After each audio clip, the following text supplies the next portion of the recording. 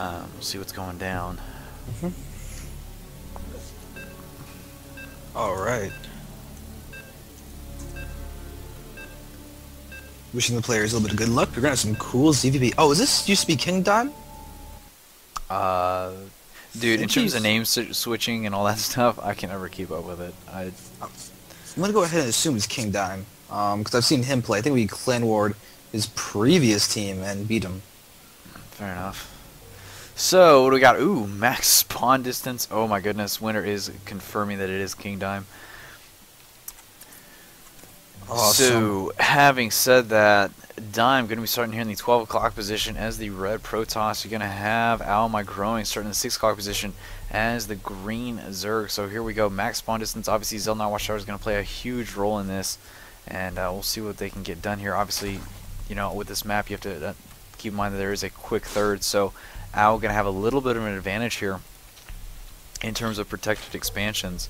So would not be surprised if he went for a quick third in this game. Having said that, Pylon goes down. Going to be getting that scout rolling. Terminus 3 obviously is one of those big maps, so need to check things out. Yeah, but something to note with it being Terminus RE and not SC is the fact that the third is actually an in-base third, as opposed to having the destructible debris over there, allowing it to actually be entered. So this is a fully protected, very expansion-friendly Terminus map. Indeed it is, sir. Indeed it is. So we'll see if one of these players does go for a quick third. I'm assuming that OwmyGroin is going to. We have seen it before. However, having said that, the last time I saw this map when we had these spawn locations, it was actually a Terran player that pulled the general build where he went a quick third with it having walled off and everything like that. So, you know, anything's possible here. It looks like Dime is going to go for a straight setup here, although Pylon could have been placed a little bit better. It looks like he's going to be cutting off that cybernetics core a little bit, so a little bit dangerous. We'll see how that plays. In the meantime, looks like we're going to have a 14 pool out of Owl. Gas already on the way, so potentially just going for some quick speed links, but Probe entering the base has found Owl, and Owl is still searching for Dime currently. Yep, it's going to be pretty cool. I'm kind of interested that OwmyGroin didn't go for a really fast hatchery. This is a map that you can easily do that with without any trouble, and now he's seeing that Dime is actually going to go ahead and try and block off the hatch. Yeah, pretty standard here. So, you know, the spawning pool is about to be finished. Going to have 4 links popping out, so Probe isn't going to be able to stay for too much longer. Yeah, and there's that cybernetics core coming out, but you can see how exposed the Pylon can be. And can't tell right now, but it's a little deceiving on if Zerglings will be able to skate by there. So we'll see what's going on. It does look like he may be going for potentially an expansion here, as he's putting down that Pylon down below the ramp. We'll see what he does with that. Might be expecting a forge here shortly, but Pylon does get thrown down at the natural, then canceled. So Owl going to be throwing down that hatchery finally. Speed about halfway done, and sentries are on their way. Yep, now I'm just go ahead and wait to see the forge or the next being thrown up. Looks like be a forge? No, a gateway. Wow, so Dime is feeling really, really comfortable and playing it kind of risky to try and get out this weird 3-gate.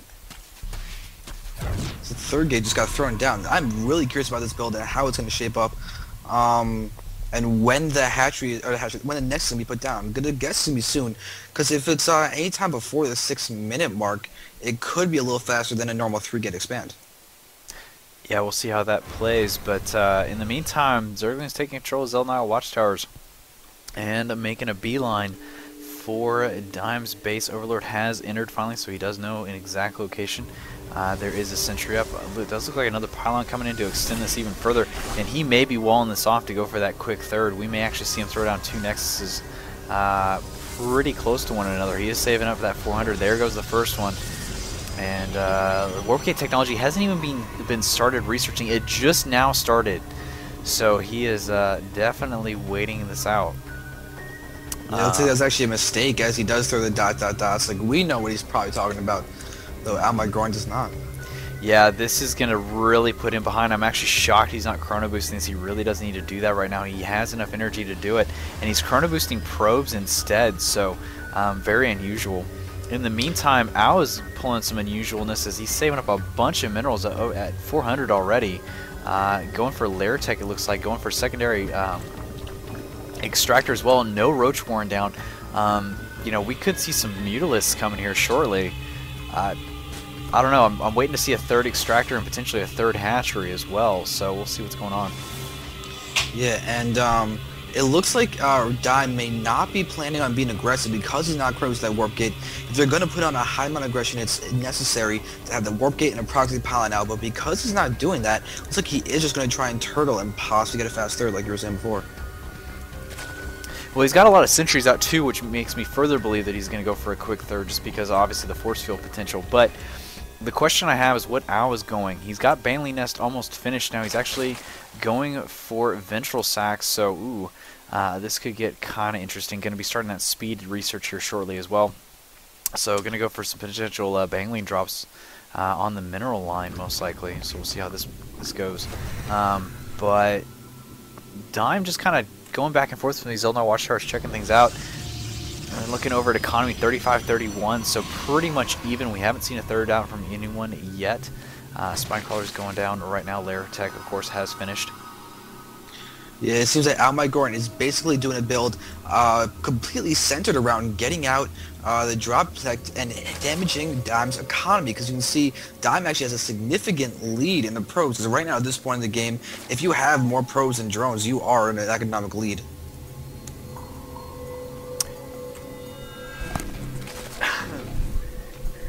Sorry about that, guys. Hallucination now coming into play. More sentries on the way. Oh my goodness. Warpin's finally done. Forge coming in. And looking at units right now, it is going to be 48 Zerglings against 6 sentries.